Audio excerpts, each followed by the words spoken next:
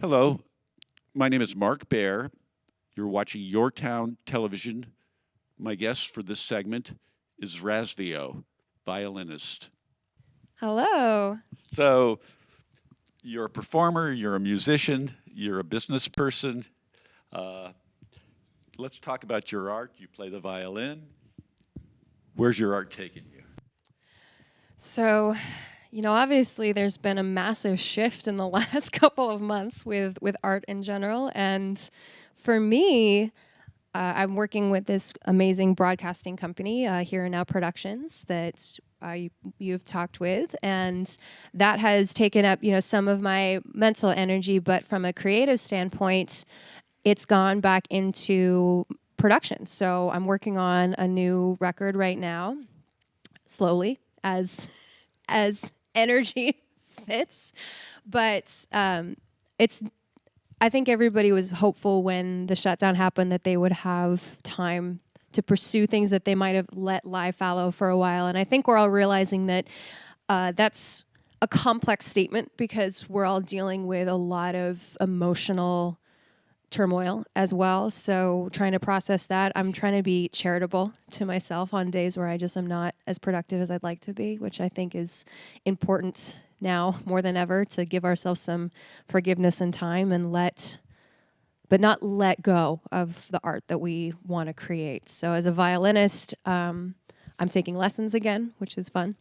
And as a producer, I'm working more with my Ableton system that I use live as a tool to produce the next album. Well, let's talk about your sound a little bit. So, describe what you do. So I'm an electric violinist. I play a extended range violin that goes from a violin through a cello range of sounds. So I have a much wider sonic palette than a traditional instrument, and that includes tones as crazy as Jimi Hendrix all the way to a very classical sound. And I love to use those tools to produce music in a live setting. So I do what's called live looping, which means that I record short bits of music and start layering them on top of one another. And at the end of that whole experience, the audience gets to hear how the song was created and its sort of culmination throughout the length of the track. Technology plays a huge part in your work. How did that relationship come about? And let's talk about technology and you a bit. So I started off actually as a science major, and I think process-based technology is something that I've always felt a big kinship towards. And I guess it's a risk-taking that I have very much enjoyed, learning about how looping works, all these different processes. And as a scientist, as somebody who's been trained to do a lot of experimentation, to think very experimentally, I think the options for the technology available with live looping, with computer-based looping, was something that I was very much willing to do the very iterative process of developing. So just kind of messing around, you've kind of found these things. Yeah, and I think it was a tool as a soloist, as a solo performer, to get the kinds of sounds that, having been trained in an orchestra setting, I was getting by being a member of an orchestra, and there's me by myself, and all of a sudden I can achieve that sort of same sonic palette, which was a really fun discovery. Before a few months ago, what was your life like? Because you were traveling pretty much around the country, many concerts a week. And so let's just kind of talk about a little bit where things were at before everything hit the wall. So before the shutdown, I was performing, like you said, almost every single week, mostly based here in Monterey and then up in San Francisco with tech companies. One of my favorite new things I was working with was actually a couple different multi-dimensional acts, like circus acts. So I was producing music, I was performing music that just had this beautiful visual component with dancers and aerialists and acrobats, and I was actually training to do some acrobatics myself as part of a very immersive experience. And so that was a really fun blend of using the technology that I had some expertise with and then bringing in a whole nother visual aspect that with just some amazing, talented people. And so that was directing me into doing a lot more collaborative work, which I think had been a long time coming, because most of the last 2 years up until that point, I've been a soloist. And it's nice, though, with the shutdown happening, even though some of that collaborative work has come to a halt, collaborations in general have not stopped. And in fact, even the first 2 weeks, 3 weeks of the shutdown, I was doing remote collaborations with a couple singer-songwriters, a couple other violinists that I know in the United States. And so I've done about 4 different video projects and collaborations since the shutdown, and that's more than I would do in a year. So it's a bit of like this was difficult, but I think some really beautiful connections have happened because of it. And let's talk about now you're going back into the studio, you're making an album. Let's talk about that a little bit. So that process of making the album, they're songs that I've had written for a while, and the beauty and the problem with looping is that I do allow them to develop very organically. So a song that I might record 2 years ago, I'm still playing that live, and it's just sort of come up and grown over the past couple of years. So I think I realized that it was just time for these songs that I've been playing for a while to just set them down as they are and be okay with that and move forward. And I decided to approach that as a solo producer as well and sort of bridge the gap between my violin work and more of like an EDM rock style of production. So it's been a lot of delving into sample-based work, and it's been an exciting learning curve. And I have the first single almost ready to go, so I'm excited to release it very soon. How much does improvisation play in what you're doing, or not at all? I prefer to leave space for improvisation, and it's something that I'm very conscientious of doing. So even when I do produced work like this track and single, when I perform it live, that track will be played, but I'm going to leave space for a lot of improvisational tools as well, because I do love the fact that with loops, they do breathe and live, and they develop over time. So I never want to stop that process. I like the fact that I'm allowing for improvisation. It's definitely something that I care a lot about, is to not ever have a song be stagnant, because that's how you get tired of it. And if you get tired of it, you're forgetting what you were trying to say in the first place. And you've laid the scaffolding for improvisation. Yes, I always prioritize having space to improvise. Some things will be played the same every single time.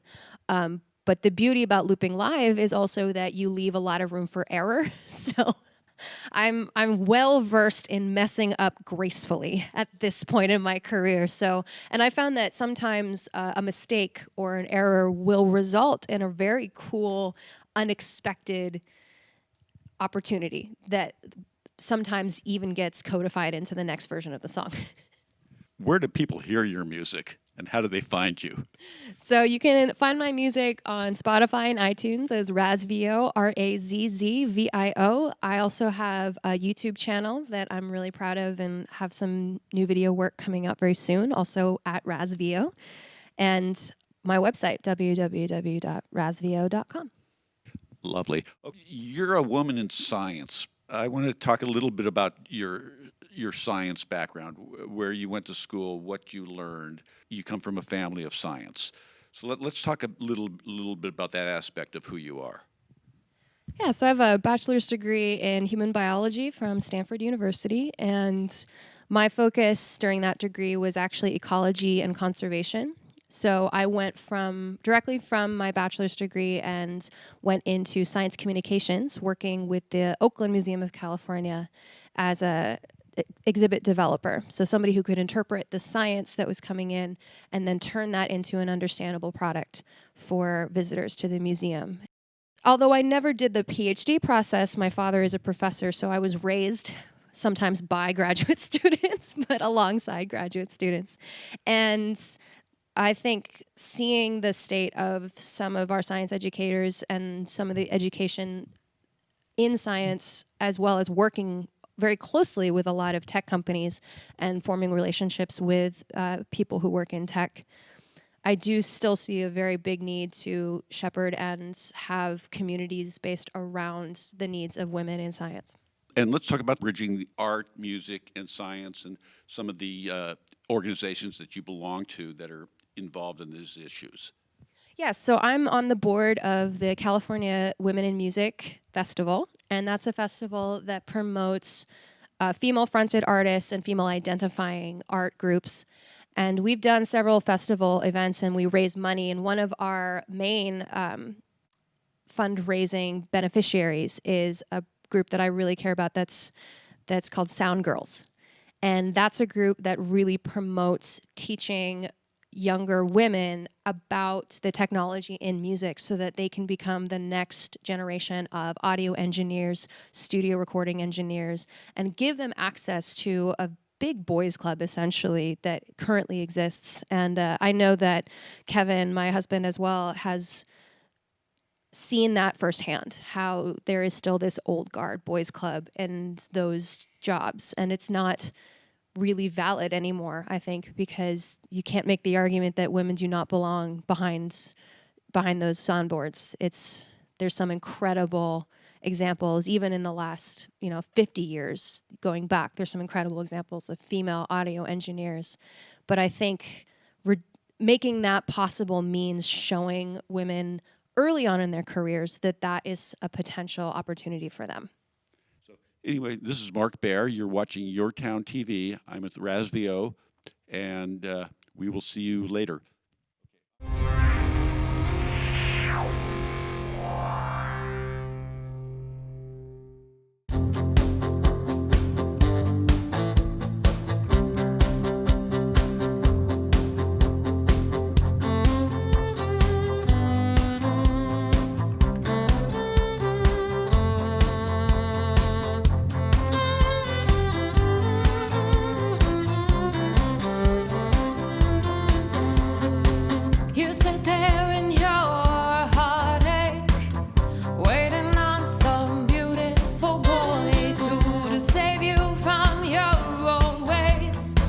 You play forgiveness, watch him now, here he comes. He doesn't look a thing like Jesus, but he talks like a gentleman, like you imagine when you were young. When you were young.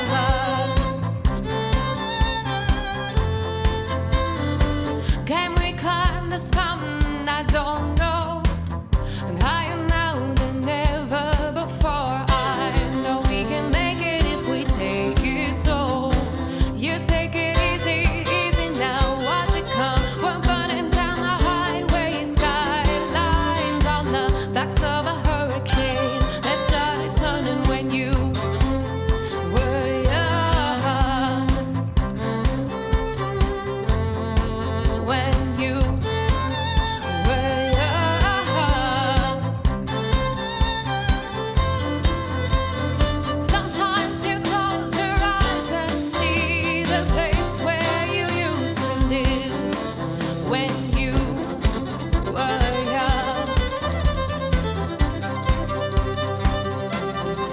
They say the devil's water, it ain't so sweet.